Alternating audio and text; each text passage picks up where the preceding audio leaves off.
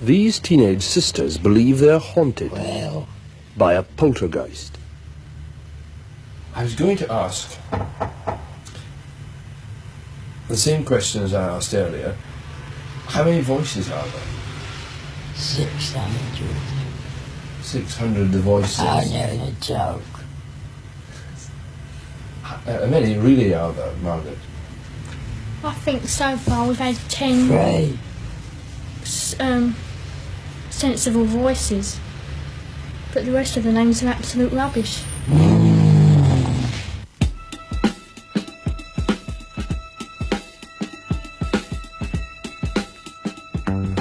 11-year-old Janet Hodgson appears to be the focus of many of the strange happenings in Green Street. But they also affect her 14-year-old sister, Margaret, and their younger brother, Billy. One of the first manifestations was when Lego bricks began to fly at high speed around the living room. How does it feel to be haunted by a poltergeist? It's not haunted. Shut up. Why isn't it haunted? I don't know. Does it frighten you, the things that happen here? Oh, well, it did first, but now I've got more used to it. And you learn to accept the things that happen. It slung covered at Mum. My idiot Mum. Slung a bookshelf at my ear.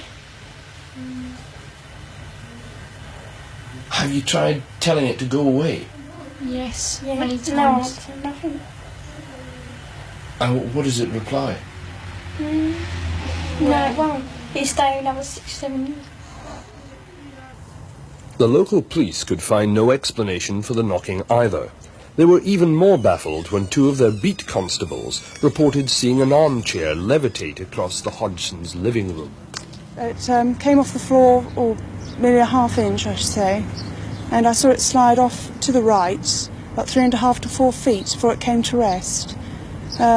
I checked to see whether or not it could possibly have slid along the floor. I placed a marble on the floor to see whether or not the marble would go in the same direction as the chair did, and it didn't roll at all. I checked for wires under the cushion of the chair, and I could find no explanation at all.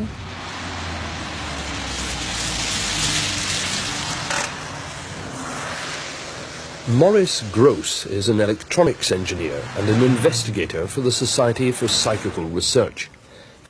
Over here was Janet, and over here, in this bed here, was Margaret. It was in the same bedroom a month later, with all the family present, that Maurice Gross first challenged the poltergeist to talk. And this was actually the result.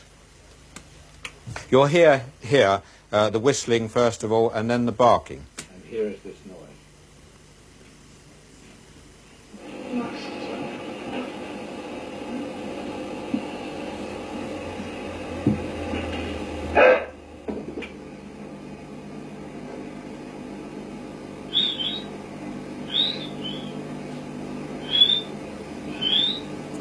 The barking here is quite extraordinary, actually.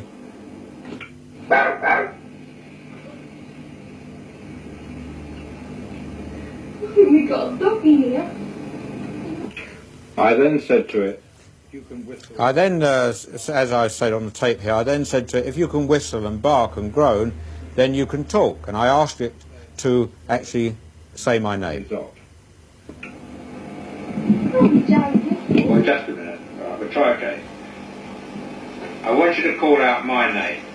My complete name. Maurice Gross. See if you can do that.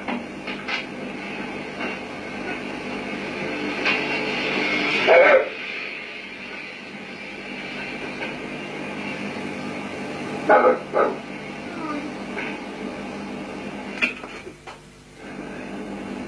Very good.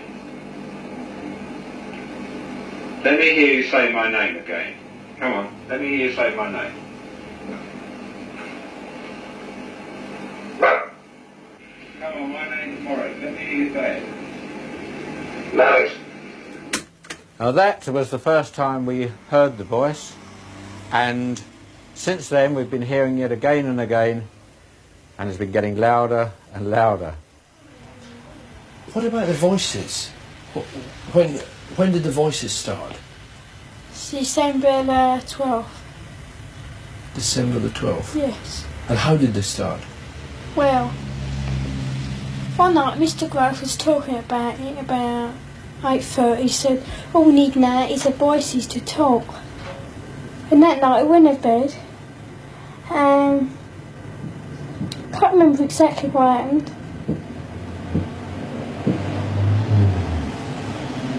And What's that knocking?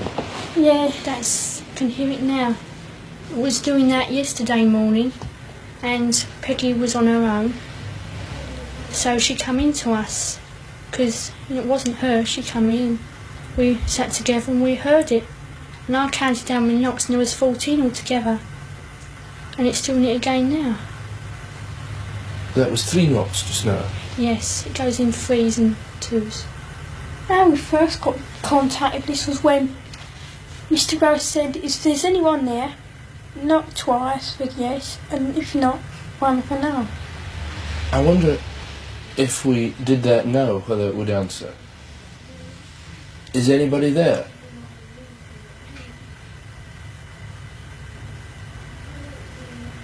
Is anybody there?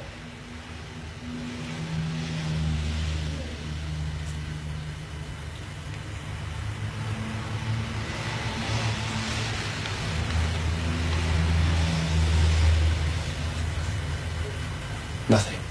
No. It doesn't always do it to order. No, it doesn't. It goes in spasms. Like we're talking now. It may not now, after you've said that, but it won't do it when you want it to, straight away. No. What about the voices? They sometimes say things and make answers. Is that the voice now? Yeah. Is anybody there? How many voices are there? Dirty Dick, Andrew Garner, and Stuart Thurton. Dirty Dick, Andrew Gardner, and Stuart. Thurton. Oh, has he ever spelt that for you? No. Mr. Gross asked him, but something distracted Mr. Gross last night when he asked. Or some time ago. And Sorry. what do you Yeah. think these are? Are they people or are they just voices? Could be spirits, oh, I don't know. I believe it's a Ghosts form or of a something. spirit speaking for us somehow. No. We don't get this at school, these voices are. Because I believe when we're all separate, it's not so strong. Just when you come near each other? Yeah, like here, or our aunts, we're all up there together, or in Peggy's next door. And Janet's, your voice is stronger, isn't it? It seems to be the strongest. Yeah. When you hear the voice and it comes out, where does it come from? Here, your throat? No. Where do you feel it comes Back of the from? neck. Back of the neck. And so it must be as if it's somebody else speaking then, when you hear Yeah, it. behind us. And do you get the feeling when you hear the voice that there is a person there? Yes. Yeah. And do they tell you much about themselves? Not really, no. They just tend to growl and... Play around and sort of joke and be silly. No. I wonder, do you think there's anyone there just now? Yeah, I do. Who's that? What? Who's that, Janet? Pardon? Stuart Thurton. Stuart Certain, and he's one of the voices. Yeah. Why do you think he comes?